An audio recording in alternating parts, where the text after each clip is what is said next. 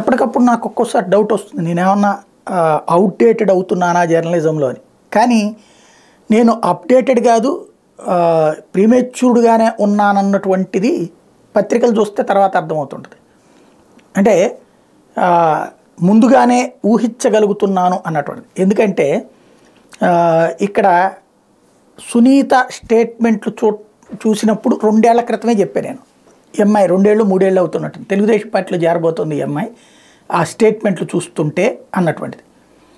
First క్రిందటిసారి తన తండ్రి చనిపోయినప్పుడు వైఎస్ఆర్ కాంగ్రెస్ పార్టీ నుంచి తమకిస్తారని ఆశించారు, సీట్లు ఇవ్వలేదు. అవినాష్ రెడ్డినే జగన్ నమ్మాడు కాబట్టి ఇవ్వలేదు.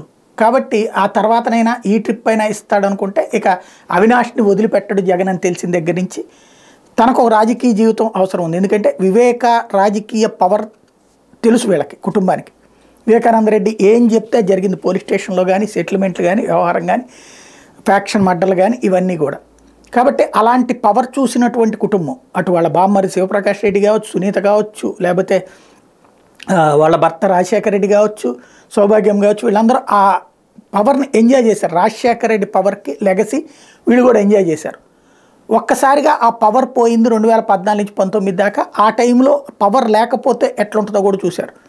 మళ్ళీ తన అన్న పవర్లోకి వస్తున్నాడు కాబట్టి అన్నటువంటి ఉద్దేశంతో ఆశించింది, పవర్లోకి వచ్చిన తర్వాత ఆశించారు. కానీ ఈ కుటుంబాన్ని పక్కన పెట్టేశాడు జగన్మోహన్ రెడ్డి.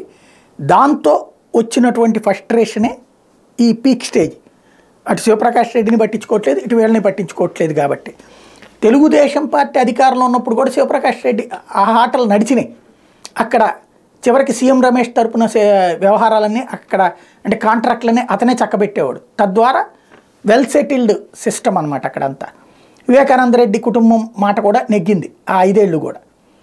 ఏది వివేకానంద రెడ్డి మాట నెగ్గల, మిగతా వీళ్ళ మాట నెగ్గింది.